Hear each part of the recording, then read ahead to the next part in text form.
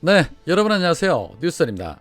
김건희가 대국민 사과쇼를 통해 남편에게 러브 스토리를 보낸 지난 25일과 27일 사이에 아주경제가 한길리서치에 의뢰해서 차기 대선 후보에 대한 여론조사를 실시했는데 결과를 보니까 역시나 윤석열의 안티는 김건희였다라는 것이 또 한 번 확인이 됐습니다. 이재명 후보가 42.4% 그리고 윤석열이 34.9%로 집계가 됐습니다. 무려 7.5% 차이가 납니다. 뒤이어서 안철수가 5.0%, 심상정이 2.0%, 기타 후보 2.9%, 지지 후보 없다 10.7% 순이었습니다.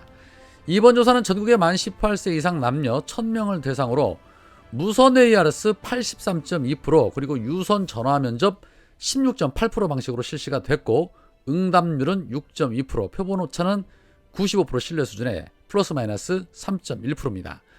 또한 문화일보가 엠브레인 퍼블릭에 의뢰를 해서 26일과 27일 양일간 전국의 남녀 1000명을 대상으로 진행한 여론조사에서도 이재명 후보가 37.4% 그리고 윤석열이 29.3%를 기록을 해서 무려 8.1% 차이가 나는 걸로 조사가 됐습니다. 전화면접 조사로 진행된 이번 조사 역시 95% 신뢰 수준의 응답률이 20.0%이고 신뢰 수준은 플러스 마이너스 3.1%입니다. 모든 여론조사에서 오차 범위 밖에서 이재명 후보가 앞서고 있는 것입니다.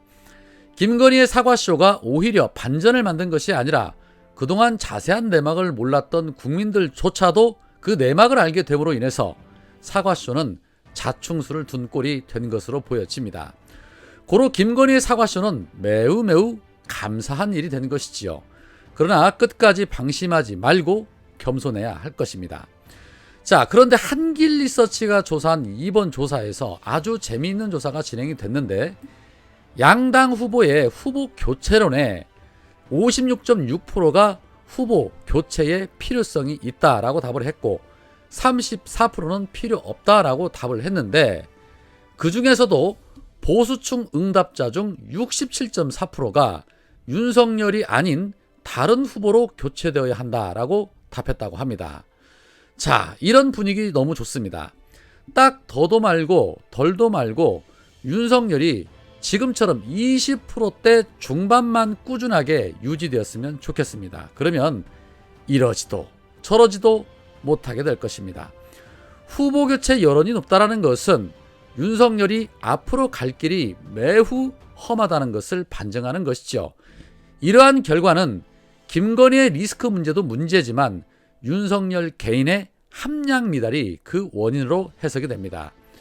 뭐라도 해서 자신의 장점을 부각을 시키고 국민을 설득하려고 노력을 해야 함에도 불구하고 그러한 노력은 전혀 안 보이고 오로지 떠드는 것은 정권 교체만 떠들 줄 알고 아니면 네거티브만 일삼고 있는 윤석열. 어제 윤석열이 토론을 안 하겠다고 입장을 밝히면서 떠든 말이 이재명 후보가 중범죄자라서 그런 후보하고는 국가 미래를 놓고 토론을 할 수 없다라는 핑계 같지도 않은 핑계를 삼았었죠. 이에 대해서 오늘 이재명 후보는 MBC 김정보의 시선집중에 출연을 해서 윤석열의 이 같은 발언에 아주 격조 높은 어조로 이런 말씀을 하십니다. 윤 후보가 좀 당황하셨나 보다 그런 생각이 들었다.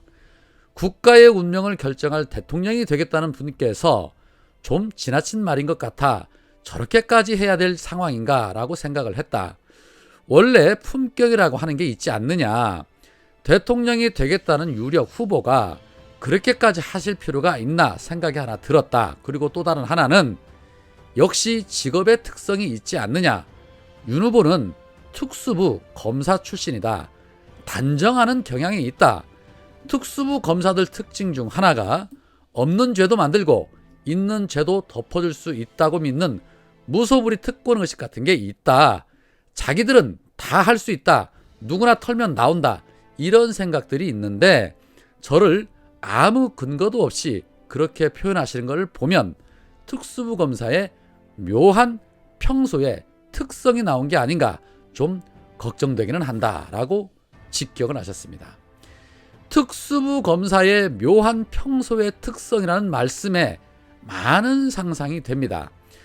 평생 사람 잡아넣는 일만 하던 자의 눈에는 모든 사람이 다 그렇게 보일 수도 있겠지요. 개 눈에는 뭐만 보이고 돼지 눈에는 돼지만 보인다는 말이 있는 것처럼 26년간 사람 잡아넣은 일만 하던 사람의 눈에는 모든 사람이 다 범죄자로 보일 수도 있을 것입니다. 단 본인과 가족 그리고 측근들만큼은 제외겠지요. 그러한 윤석열이 이번에는 공수처에서 야당 국회의원들의 통신 조회를 한 부분을 두고 그토록 공수처를 만들어야 한다고 외쳤던 문재인 정부와 민주당은 왜 말이 없느냐며, 과거에는 정보기관의 통신자료 조회를 맹렬하게 비난했던 사람들이 왜 공수처에 대해서는 침묵하냐면서 공수처가 무슨 짓을 했는지 국민 앞에 고백해야 한다. 대통령이 되면 공수처의 불법 행위에 책임 있는 자들에 대해서 반드시 책임을 묻겠다라고 입을 털면서 지지율을 회복하기 위해 이렇게 저렇게 걸리는 것은 전부 막 지르고 있었습니다. 사찰을 해본 사람은 그 심정을 잘 안다는 것일까요? 수사기관의 통신자료 조회가 사찰이 아니라는 것을 그 누구보다도 잘 알고 있는 윤석열이 일단은 정치 쟁점화를 해서 이슈를 키워보자 뭐 이런 식으로 막 지르고 있는 것으로 보입니다. 현재 국임당은 공수처가 불법 정치 사찰을 했다고 주장하면서 공수처 존폐 검토를 외치고 있습니다. 그런데 과연 윤석열이 이런 말할 자격이 있는 것일까요? 그렇게 따지자라면 윤석열이 총장으로 재직하던 2019년 하반기부터 2020년까지 1년 6개월 동안 검찰은 무려 282만 6,118건의 통신자료 조회를 했다고 한겨레가 밝혔습니다. 윤석열의 논리라면 국임당 70여 명의 통신 조회가 사찰이라면 검찰은 국민 280명 정도를 사찰하는 것이 되는 것입니다. 이런 걸 보고 우리가 전형적인 내로남불이라고 하는 것이죠. 본인이 수장으로 있던 검찰에서 하는 것은 당연한 것이고 공수처에서 하는 것은 불법이라고 떠들고 있는 겁니다. 이게 바로 윤석열식 공정과 상식인 것이죠.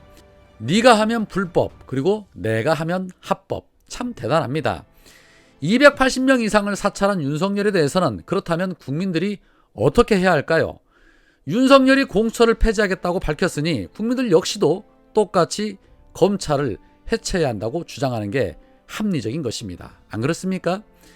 자, 한편 민주당은 윤석열 선대위에 이재명 후보 검증단장을 맡고 있는 김진태를 허위사실 유포 혐의로 검찰에 고발을 했습니다.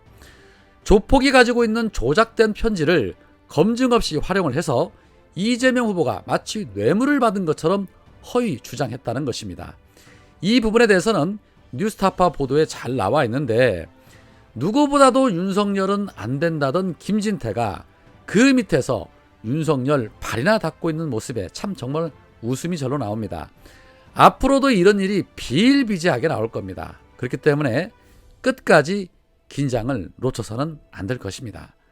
오늘은 여기까지입니다. 고맙습니다.